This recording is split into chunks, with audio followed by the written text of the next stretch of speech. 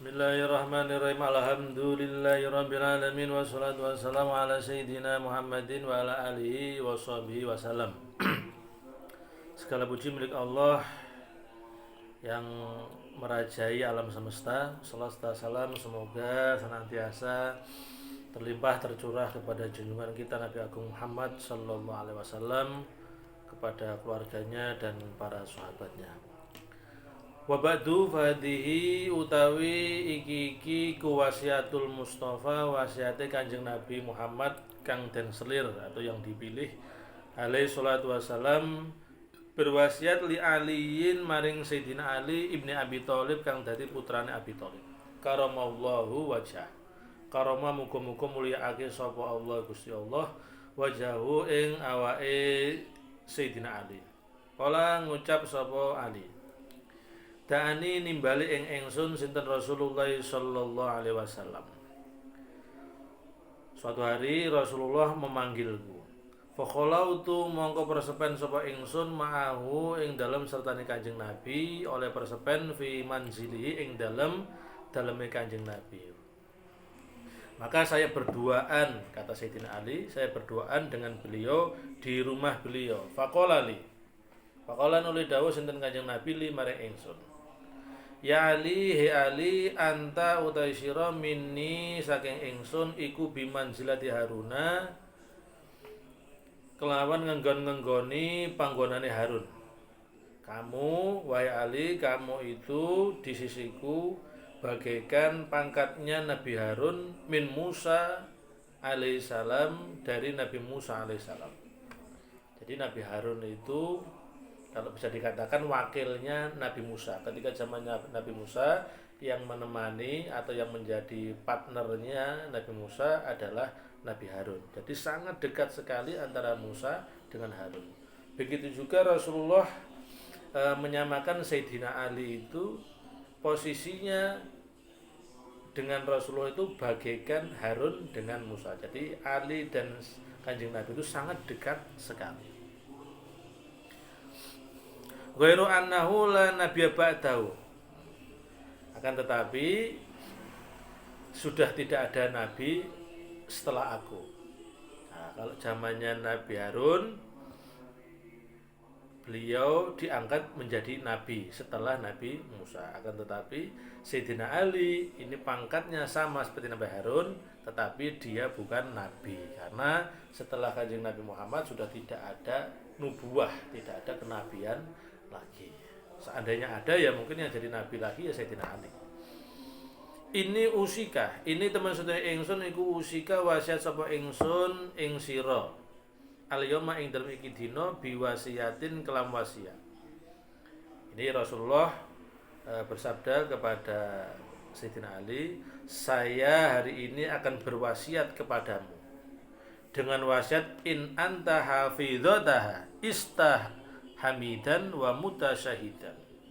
Kalau kamu bisa menjaga wasiat ini, maka kamu akan hidup terpuji dan mati dalam keadaan syahid.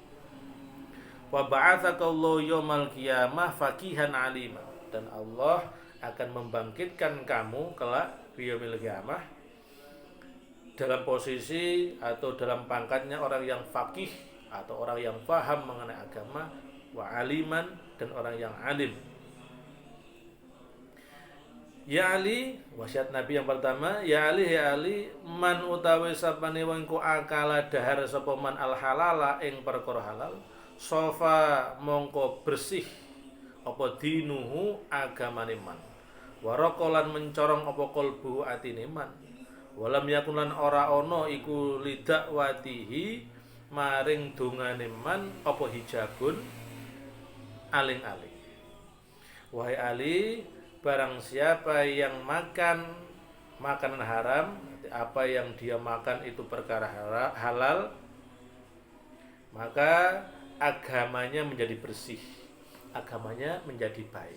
Orang yang baik itu adalah lebih dititik beratkan pada apa yang masuk ke dalam perutnya. Jadi agamawan, orang yang beragama itu prioritasnya adalah makanan halal. Jadi tidak melulu dinilai dari ibadahnya. Ibadah kenceng panganane haram ya, itu tidak memperbaiki agama. Tetapi agama itu ditinjau yang pertama, bagaimana dia bisa menjaga apa yang masuk ke dalam tubuhnya adalah perkara yang halal. Dan ketika orang itu makan perkara yang halal, maka agamanya menjadi bersih. Waraqqa qalbuhu. Kemudian kalau agamanya baik, bersih, hatinya akan terang. Hati ini mencorong, ada nur, ada cahaya di dalam hatinya. Walam yakun li da'wati ijabun. Maka antara doanya kepada Allah tidak ada penghalang. Jadi kalau bahasa kita itu dungone mandi, karena tidak ada hijab antara doanya dengan Allah mengabulkan, tidak ada penghalang, dikarenakan hatinya atau agamanya bersih, hatinya juga ada sinar. Ya ali man utai sapa niku akala subhati istabaha. Man utai sapa niku akala dari sapa man asubhati ing pira-pira perkara sing gak jelas, istabaha mongko dadi gak jelas ale ing atase man apa dinuhu agamane man. Barang siapa yang memakan perkara-perkara subhat, perkara yang gak jelas halal haramnya, maka agamanya pun gak jelas.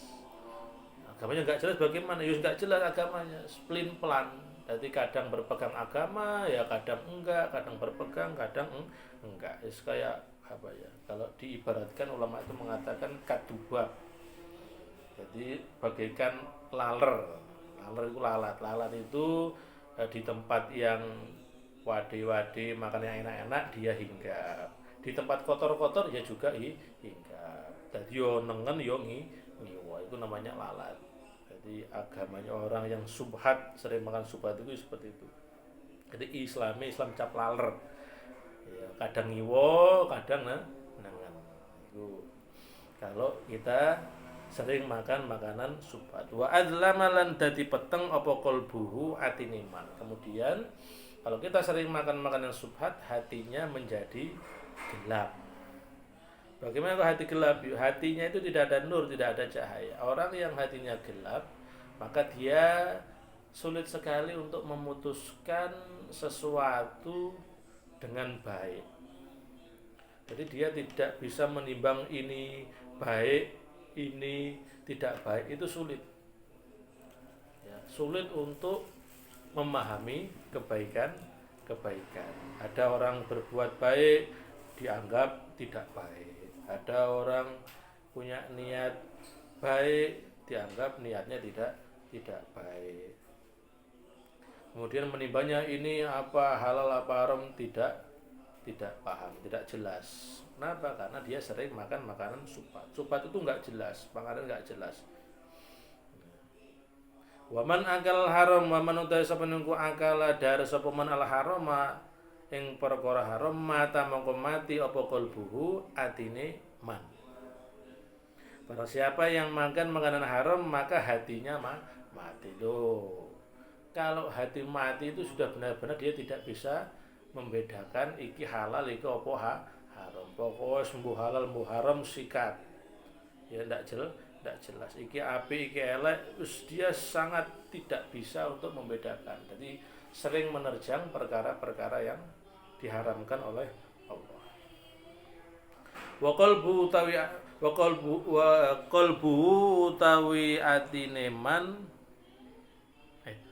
mata qalbuhu wa khafalan enteng apa dinuhu agamane man. Kemudian agamanya itu menjadi tipis atau enteng, ringan atau tipis. Ya jenenge wong agamane tipis mudah terpengaruh dengan perbuatan-perbuatan yang kecil. Wa dha'fa yakinuhu, dan lemah keyakinannya. Keyakinannya kepada Allah lemah. Ora percaya karo Gusti Allah. Allah wis nanggung rezekine, sik ora percaya. Gusti Allah yang mesti jodone, mesti patine, matine, sik ora percaya. Kurang mantep, lemah. Wa qalat ibadatuhu, lan kendo apa ibadatuhu, ibadah iman. Orang yang makan makanan yang haram, maka dia akan sulit sekali melakukan ibadah. Berat untuk melakukan ibadah. Itu ngamal ku abot. Jadi kalau kita lagi mau ngamal atau berat, itu kita harus introspeksi. Jadi sing dipangan mau yang kita makan tadi apa? Jangan-jangan kemasukan barang haram. Barang haram. Barang haramnya bagaimana? Rasulullah sudah menjelaskan innal halala bayyinun wal harama bayyinun. Perkara halal itu sudah jelas. Insya Allah semua orang itu sudah tahu perkara halal. Wal harama bayyinun, dan perkara haram itu sudah jelas. Perkara haram itu makan makan yang tidak sesuai dengan aturan syariat. Mangan bondoni wong, mengambil harta orang lain, mencuri, menipu, atau makan bangkai, makan yang najis, ya. Makan yang bukan harta miliknya, itu namanya memakan makanan haram. Kalau halal sudah jelas, yaitu memakan hasil kerja kita sendiri, kerja yang dilegalkan oleh syariat. Dan itu orang kalau sudah kemasukan barang haram, maka dia tidak bisa berpikir jernih. Berpikir jernih itu berpikir gaya nubuah, jadi berpikir kenabian, berpikir yang positif, dan juga ibadahnya menjadi kendo atau berat. Ibadah males, rasanya kalau ibadah itu males. Tapi kalau melakukan maksiat, hal-hal yang tidak ada gunanya, layak nihi, yang tidak berguna, semangat. Tapi kalau untuk ibadah abot, males. Itulah kalau tubuh kita kemasukan perkara haram. Maka pertama orang Islam itu jaga mulut tubuh kita dari kemasukan barang-barang haram. Kalau barang subhat itu tidak jelas. Barang subhat itu barang yang tidak jelas. Haram nggak jelas, halal nggak jelas. Jadi ya perkara yang belum jelas, masih ragu-ragu. Ini halal apa haram? Ini halal apa haram? Itu namanya subhat. Perkara yang subhat. Kalau dimakan bisa membuat hati menjadi gelap. Gak sampai mati, wong peteng ku angel. Golek dalan angel. Mencari kebenaran juga sulit. Nah, itulah orang-orang yang makan perkara halal dan makan perkara haram. Jadi wasiatnya Rasulullah kepada Sayyidina Ali, hendaknya orang mukmin betul-betul menjaga apa yang masuk ke dalam tubuhnya. Jangan sampai tubuh kita itu kemasukan barang subhat, apalagi barang haram. Karena itulah yang bisa menentukan kebaikan dan keburukan kita. Kalau yang masuk itu barang jelek, maka hasilnya pun atau efeknya pun akan muncul kejelekan-kejelekan. Kalau yang kita makan itu perkara halal yang baik, maka insya Allah yang dihasilkan juga hal-hal yang baik. Oke. Dan untuk pertemuan saat ini dicukupkan, kita akan lanjutkan pada malam yang berikutnya. Semoga menjadi pelajaran yang bermanfaat dan barokah. Sekian, assalamualaikum warahmatullahi wabarakatuh.